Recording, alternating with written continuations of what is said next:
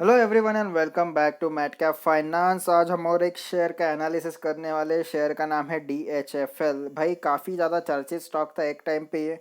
और थोड़ा सा आपकी इन्फॉर्मेशन के लिए बता दूं कि आज से 1 या 1.5 साल पहले ऑलमोस्ट 600 रुपये के आसपास ये ट्रेड करता था। अभी आ चुका है ऑलमोस्ट 28 के आसपास। इसका लो बन चुका है, 5 रुपये का लो बन चुका है। तो भाई ये स्टॉक काफ़ी ज़्यादा चर्चा में था इन दिनों। और आज भी काफ़ी ज़्यादा चर्चा में है, जस्ट एक न्यूज़ की वजह से। वो न्यूज़ क्या है हम अभी देखने ही वाले हैं। बट सबसे पहले एक चीज़ बता दूँ भाई, इस पे डायरेक्टली टेक्निकल्स पे शिफ्ट मत करना। टेक्निकल्स इतने कुछ खास नहीं है क्योंकि स्टॉक प्योरली कह सकते हो सेंटिमेंट्स पे ट्रेड कर रहा है। तो भाई बैक इन्फॉर्मेशन जो है, इसका जो एनालिसिस है उस पर ज़्यादा फोकस करना, ना कि टेक्निकल्स पे, क्योंकि टेक्निकल्स ऑलमोस्ट ना के बराबर है इसके। बात करूँ अगर इसकी, तो भाई न्यूज़ अभी ये चल रही है क्योंकि ये चर्चा में क्यों है उसके पीछे ये न्यूज़ आती है। तो ये न्यूज़ क्या है सबसे पहले वो देख लेते हैं। तो सबसे पहले एक चीज़ बता दूँ, DHFL जो है इंसॉल्वेंसी ऑलमोस्ट फाइल करने वाला है या फिर कर चुका है। बात करूँ यहाँ पे अगर इंसॉल्वेंसी की, तो यहाँ पे इनकी क्रेडिटर कमेटी होती है। ओके, COC कहा जाता है इसको, क्रेडिटर कमेटी होती है। तो इस कमेटी में है भाई 4 बड़े लोग। ओके, 4 बड़ी कंपनीज निकल के आती है। तो यहाँ पे न्यूज़ ये है कि अगर 4 बड़े लोग यानी कि 4 कंपनीज में से ऑलमोस्ट 66% क्रेडिटर्स भी इस वैल्यू के लिए, जो कि ये फ्रेश बिडिंग करने वाले हैं, यानी कि खरीद क्रेडिटर्स कमेटी यानी कि लोन देने वाली, खरीदने वाली कमेटी, एक तरीके से समझ सकते हो इसको। ओके, तो यहाँ पे ऑलमोस्ट 66% लोग भी इसके लिए हाँ बोल देते हैं। तो भाई ये कह सकते हो क्रेडिट के लिए फाइल कर सकता है। एज ऑफ नाउ भाई यहाँ पे ऐसा कुछ दिख तो नहीं रहा है, क्योंकि पिछले नवंबर से ये चीज़ चलती आ रही है। 17 नवंबर को भी इसका कुछ था। तो अभी ये 13 दिसंबर तक चले गया है। तो अगर ये 66% अगर यस हो जाता है, सपोर्ट दिखा देते हैं 66% क्रेडिटर्स, तो भाई यहाँ पे फ्रेश बिड जो है ये इन्वेट हो जाएगा ऑन 30 दिसंबर। ओके, अगर नहीं होता है भाई, अगर 66%, तो ये आगे पोस्टपोन हो सकता है। वैसे सेकेंड या थर्ड टाइम है एटलीस्ट। तो भाई यहाँ पे क्रेडिटर्स की आपको लिस्ट बता दूँ, 4 मेन क्रेडिटर्स निकल के आते हैं। पहला आता है Piramal enterprises, second Adani groups, third आता है SC लॉली, और फोर्थ वन आता है ऑक्ट्री कैपिटल मैनेजमेंट। ओके, तो ये 4 कंपनीज हैं मेन। और इनका ज़्यादा इंटरेस्ट है बिडिंग के लिए कह सकते हो, बाइंग के लिए कह सकते हो। अगर यहाँ पे जैसे मैंने कहा 66% क्रेडिटर्स अगर हाँ बोलते हैं तो ही होगा। ओके, उससे कम होगा तो भाई नहीं हो पाएगा इनका जो है कह सकते हो आप। फ्रेश जो बिड है यहाँ पे आने वाले, बिडिंग यानी कि सेलिंग ही होता है ऑलमोस्ट, तो बोली लगाने वाले ये लोग। तो यहाँ पे जो कुछ भी रहेगा 66% पे डिपेंड करता है। इनसे ऊपर जाता है तो वेल एंड गुड, नहीं जाता है तो भाई भगवान ही देखे DHFL को।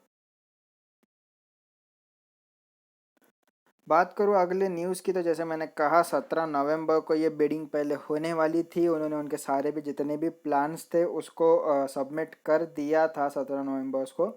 और अगर बात करूँ यहाँ पे, तो भाई अभी तक ये ओपन नहीं हुआ है क्रेडिटर्स के। जैसे मैंने कहा ये आगे पोस्टपोन हो गया था 13 दिसंबर को। तो यहाँ पे फ्रेश प्रपोजल्स आने वाले हैं। एक चीज़ समझो कि पहले जिन जिन लोगों ने यहाँ पे प्रपोजल्स दिए थे, सबमिशंस दिए थे, वो वैसे ही रहेंगे, लेकिन और फ्रेश प्रपोजल्स भी यहाँ पे आने वाले हैं। ओके, ये पूरी न्यूज़ बेस्ड यहाँ पे इन्फॉर्मेशन है। मेनली न्यूज़ पे ही ट्रेड होने वाला है स्टॉकों के। सारी चीज़ें स्पेकुलेशन ही रहेंगी, सेंटिमेंट्स पे ही रहेंगी। टेक्निकल्स पे फोकस मत करना।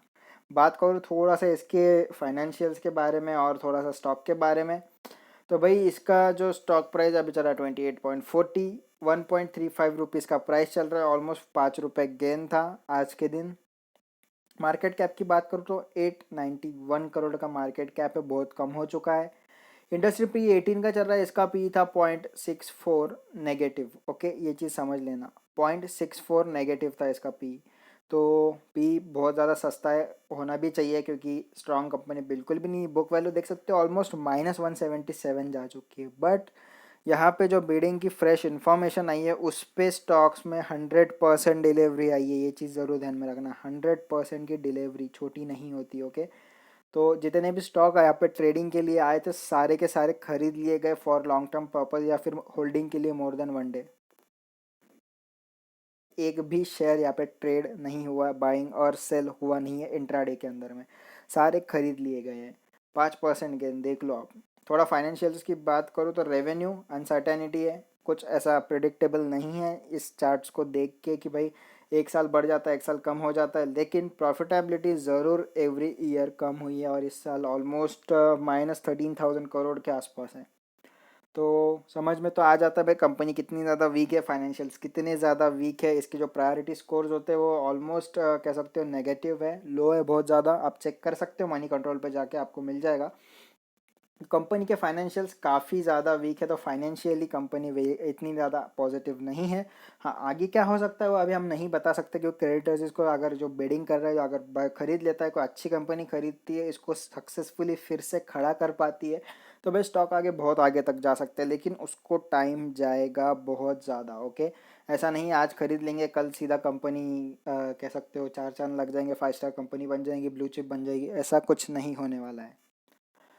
बात करूँ पेयर कंपैरिजन की, वैसे कंपैरिजन करना मेरे हिसाब से अभी इसके साथ यानी कि एचडीएफसी के साथ कंपैरिजन करना ठीक नहीं होगा, बट थोड़ा सा एक आपको आइडिया मिले इसके लिए मैं बता रहा हूँ।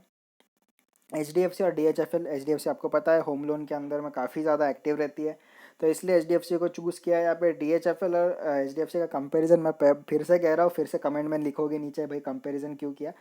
कंपैरिजन पॉसिबल नहीं था, फिर भी एक ग्लिम्स के लिए, एक आइडिया के लिए बता रहा हूँ। डीएचएफएल 50% प्राइस में गेन हुआ है पिछले एक साल में, और एचडीएफसी 2.85% ऑलमोस्ट माइनस में है। एचडीएफसी फाइनेंशियली काफ़ी ज़्यादा स्ट्रांग कंपनी है, तो 2% माइनस जाना कोई बड़ी बात नहीं है। उसका प्राइस भी ऑलमोस्ट 1000 रुपये के ऊपर चल रहा है। ओके, तो अलग बात है वो। डीएचएफएल की बात करूँ तो 5 रुपये से ऑलमोस्ट 5 रुपीज़ से 28 रुपीज़ आना उसके लिए काफ़ी बड़ी बात है। आप कह सकते हो मल्टीबैगर रिटर्न है इन टर्म्स ऑफ परसेंटेज। बात करूँ शेयर होल्डिंग पैटर्न, तो आपको ये येलो वाला जो बार दिख रहा है वो है प्रमोटर्स के शेयर होल्डिंग। ऑलमोस्ट 39.21% के शेयर होल्डिंग्स है, और पूरे की पूरे प्लेज्ड है। प्लेज्ड आपको पता ही होगा कि भाई शेयर्स को बैंक में एज अ सिक्योरिटी रखा जाता है और उसके बदले लोन लिया जाता है। तो भाई पूरे शेयर्स ऐसे ही बैंक में पड़े हुए डीएचएफएल के प्रमोटर्स के पास जितने भी थे, उस पर लोन लिया हुआ है प्रमोटर्स ने। एक चीज़ बता दूँ, H D F C sorry DHFL और कह सकते हो यस बैंक कनेक्टेड है। कैसे कनेक्टेड है भाई, उसको गूगल सर्च करो, आपको पता चल जाएगा। और एक चीज़ और बता दूँ भाई, ये एक टाइम पे 600 रुपये पर ट्रेड करता था, गिरा क्यों है इसके यूट्यूब पे बहुत सारे वीडियो आपको मिल जाएंगे, तो एक बार देख ज़रूर लेना, आपको थोड़ा सा आइडिया हो जाएगा कि डीएचएफएल क्यों इतना ज़्यादा गिरा था। बाकी फंड होल्डिंग्स की बात करूँ तो म्यूचुअल फंड 0.01 ना के बराबर, डीआईएस 3%, एफआईएस 2% और अदर पार्टीज के पास 54। सबसे ज़्यादा रिटेल इन्वेस्टर्स के पास है और प्रोमोटर्स के पास है, और प्रोमोटर्स के पास भी नहीं है, वो एक्चुअली प्लेज्ड है। तो यहाँ पे शेयर होल्डिंग भी इतनी कुछ खास नहीं है। कंपनी देखोगे काफ़ी ज़्यादा बिलो बिलो एवरेज, ऑलमोस्ट कह सकते हो पूरी डूब चुकी कंपनी, फिर भी हाथ पैर मार रही है कि कुछ हो जाए, ऊपर आ जाए। तो देखते हैं। एक वीक के रिटर्न्स की बात करूँ, 21% के रिटर्न्स दिए सेक्टर ने, 4% के, निफ्टी ने 0.41% के पॉजिटिव रिटर्न्स। एक मंथ के रिटर्न्स की बात करूँ तो ऑलमोस्ट 78% स्टॉक रनअप हो चुका है, सेक्टर 20%, निफ्टी 12%। और वही एक साल के रिटर्न्स की बात करूँ तो 36% रनअप कर चुका है स्टॉक, सेक्टर 3% नेगेटिव और निफ्टी 8% पॉजिटिव।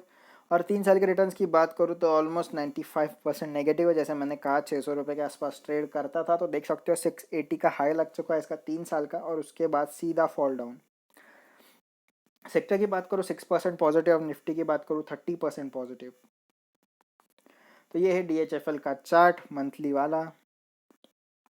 और इस बड़ी वाली रेड कैंडल को देख के ये चीज़ तो समझ में आती होगी कि एक ही मंथ में स्टॉक फ्रॉम 680 रुपीज़ टू सीधा 250 के आसपास पहुंच गया। तो देख सकते हो कितनी बड़ी सेलिंग है।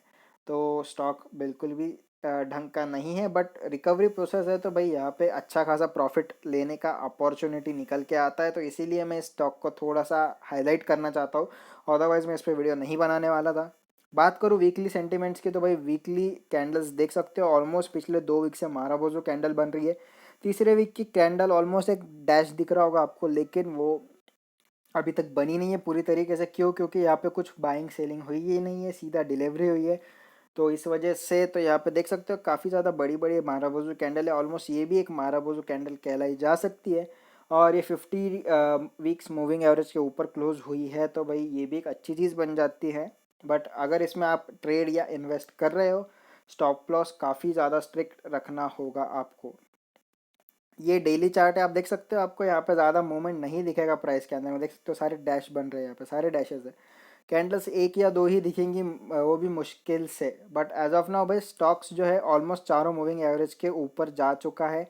20, 50, 100 और 200 के भी ऊपर जा चुका है, तो ये एक अच्छी चीज़ निकल के आती है। बट ये प्योरली स्पेकुलेशन है, सेंटिमेंट्स है, ओके।